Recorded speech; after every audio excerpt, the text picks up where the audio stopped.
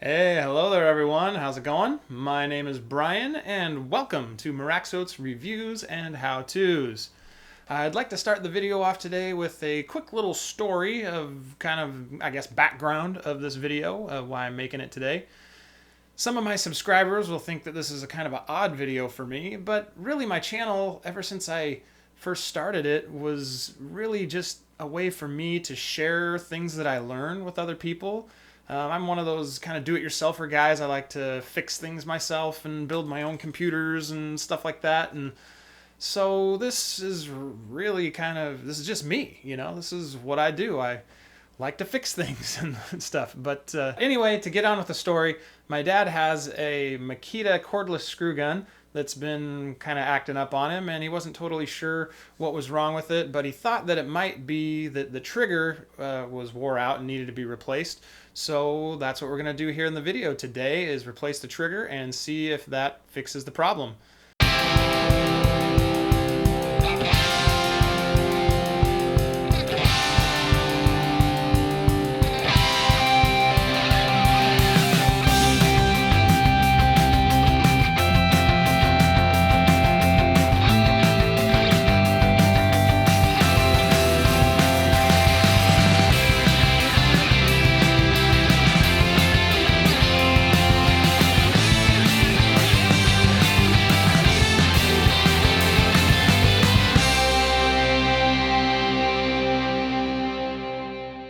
As we kick things off, I should point out that we're working on a Makita LXDT04 Impact Driver. I think that replacing the trigger on any other Makita cordless driver or drill should be pretty similar, but just be aware that your particular model may vary.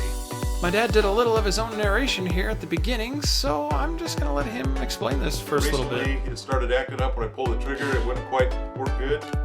So here I've got the trigger pulled down and it's not going. Do that again. There we go. I'm pulling the trigger and it's kind of halfway working.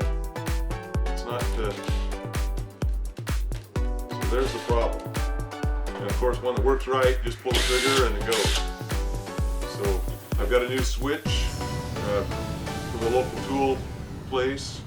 23 bucks is what it costs over here. Looked online, you can find something anywhere from $25 to $35 for that switch. So we're going to take this thing apart and see if we can replace the switch. There's about 8 screws here that we need to take out, and this thing will pop open. One thing I always do when disassembling something is to make sure I take note of where each screw came from, because sometimes companies will use different size screws in different places based on the design of that particular product. Thankfully, we didn't have to worry about that so much with this driver, because all these screws for the outer shell are in fact the same size. Once we got all the screws removed, we were able to remove the cover off the back of the drill and then peel off the one side of the driver body, revealing all of the magical inner workings. One of the first things my dad removed was a little sponge-like thing from inside the trigger. I'm not totally sure what this is for, but I imagine it acts as a kind of gasket to prevent dust and other crud from getting inside of the trigger mechanism. One thing I feel we should have done here was pay better attention to how this little sponge thing was situated before removing it, because we had a bit of trouble getting it back into place later when we were putting the driver all back together.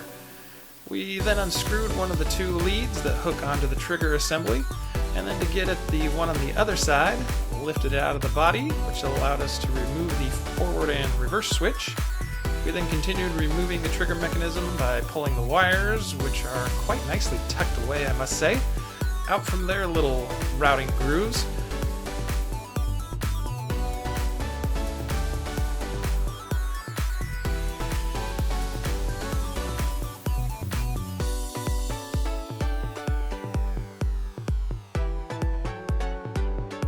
With all this done, we were ready to unscrew the other lead and then disconnect the little wire harness which supplies the power to the driver's LED, which is super nice to have when you're working in areas that are a little lacking in the illumination department. As I'm sure you can guess, our next item of business was to remove all the wires from the old trigger from the terminals they were connected to, on what I have now dubbed the yellow battery doohickey-majig, and then place the wires from the new trigger back onto those terminals. If you're like me and you do not have a photographic memory, I will often take a picture of how things are currently wired up to make sure I connect the correct wires to their places, or you can do what we basically did here in this video and just remove and replace one wire at a time.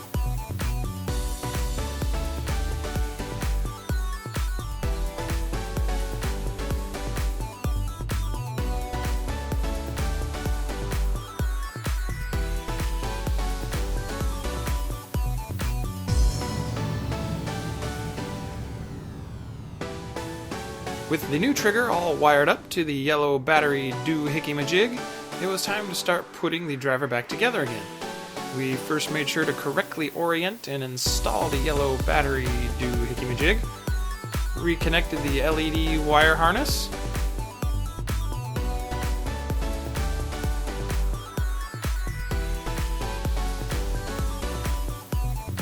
and then tucked all the wires back into their nifty little routing grooves.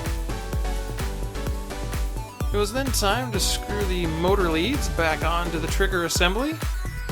Using a magnetic tip screwdriver for this came in very handy.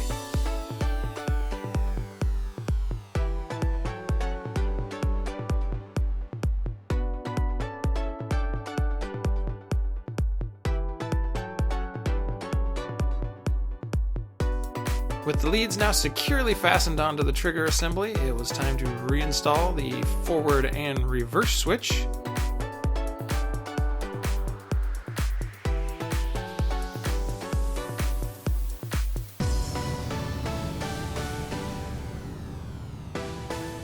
Now this is where we insert the little sponge thingy back into the trigger, and this is also one of those hindsight is 2020 moments. Thanks to the magic of video editing, it appears that we got it back in quickly and easily, but since we failed to pay attention to how this thing was installed initially when we were taking this thing apart, it actually ended up taking us nearly 10 minutes to get it back in there correctly. At least I think we got it back in there correctly.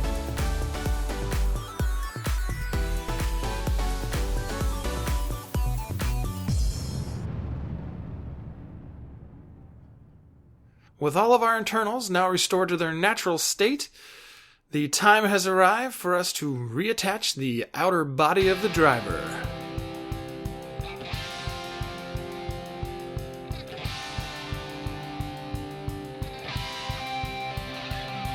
And time lapse.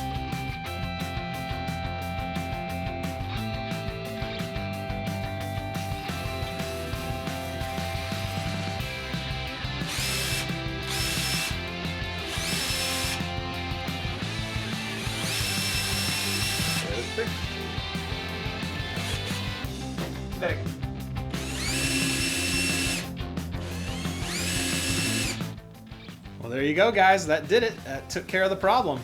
I hope you guys liked the video. I hope it helped you out. Hopefully this will help you diagnose and fix whatever might be wrong with your cordless drill or cordless screw gun.